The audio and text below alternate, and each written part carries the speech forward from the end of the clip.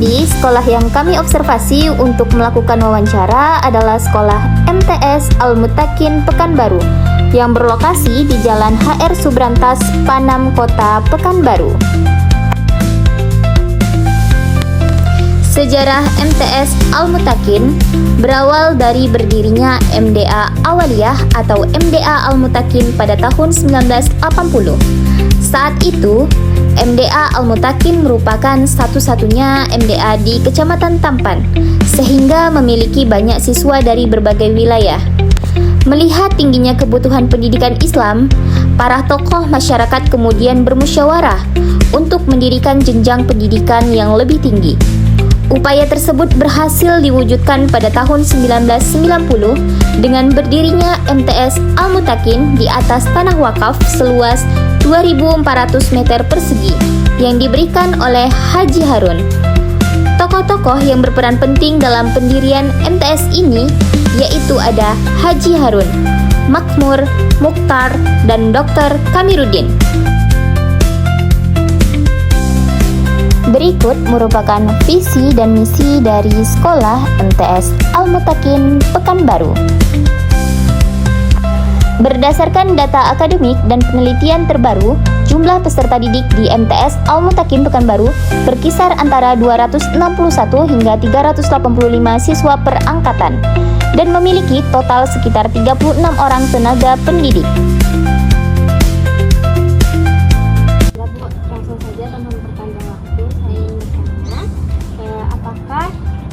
Membuat aturan kelas di awal semester, sudah tentunya itu pasti ya, penting sekali untuk membuat aturan kelas di awal semester itu, karena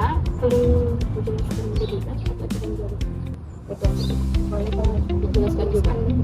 Nah, kalau aturan kelas itu penting karena bisa jadi nanti dalam pengelolaan kelas bisa diingatkan kalau siswa itu sudah mulai melanggar, bisa diingatkan kembali bahwasanya tadi ada aturan yang harus diterapkan. Kalau misalnya aturan itu dilanggar, tentunya ada sanksi yang diberikan. Nah, contohnya aturan kelas itu pembuatan tugas, lalu bila siswa datang terlambat gimana sanksinya, seperti pembuatan tugas tadi juga, kalau berapa kali misalnya siswa tidak mengerjakan tugas, apa sanksi yang diberikan, apa yang diberikan, ajaran tugas ke siswa tersebut. Pertanyaan kedua, bagaimana cara ibu menjaga menjaga ketertiban di dalam kelas itu bisa dilakukan tadi dengan awalnya itu dengan cara membuat aturan kelas tadi atau perjanjian tadi di awal. Nah, tentunya sebelum mulai kelas, tadi kan kita melihat siswa itu rapi, cek dulu ke depan kelasnya. Kalau misalnya kelasnya belum bersih, tentunya sebagai guru kita mengingatkan dulu untuk membersihkan kelas. Lalu mengecek kerapian siswanya tadi gimana, apakah sudah rapi. Nah, kalau misalnya siswanya masih belum siap untuk belajar, mungkin itu tadi kita membangun suasana tadi dengan tadi membersihkan kelas, ngecek kerapiannya, ngecek misalnya kadang kelas, kalau kelas seperti ini kan kelas di belakang ini kadang ada kucing masuk lalu meninggalkan kotoran, jadi kan aromanya nggak nyaman kan. Nah, betul tadinya itu membuat menyuruh siswa untuk mengecek kembali apakah apa ya untuk kenyamanan dia lah. Selanjutnya bagaimana cara ibu mengajak siswa agar aktif dalam belajar? Kalau mengajak siswa agar aktif itu banyak caranya, bisa dari S-Dating, model pembelajaran kita, atau cara lainnya dengan cara kuis. Kuis nanti kita memberikan poin dengan mereka, tapi biasanya yang ibu terapkan itu biasanya dengan memberikan kuis dan poin. Kalau model pembelajaran anak-anak di sini lebih suka model pembelajaran tadi interaktif tanya jawab dengan adanya kuis. Jadi dia kalau misalnya kita memberi dia poin itu sangat semangat saat tanya jawab. Apakah yang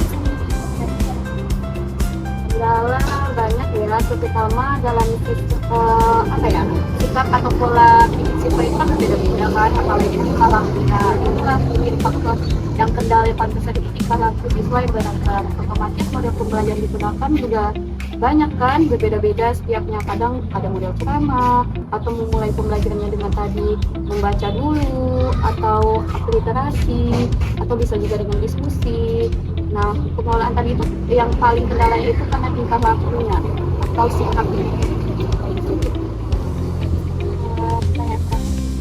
Itu seberapa penting pengelolaan kelas dalam mendukung proses pembelajaran?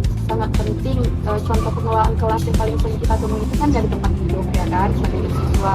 Nah, pengelolaan kelas yang seperti itu kalau siswa itu kan belajar maksudnya karena yang lebih pandai atau lebih masak itu biasanya ditempatkan di depan. Kalau di belakang otomatis sebagai guru pengelolaan kelas kita itu apa ya, kita membuat kita nggak nyaman dan siswa lain nggak nyaman. Kalau misalnya anak yang menurut kita kurang responsif lah, kita letak di belakang, atau suaranya yang kecil malah kita letak di belakang. Jadi penting pengelolaan kelas itu.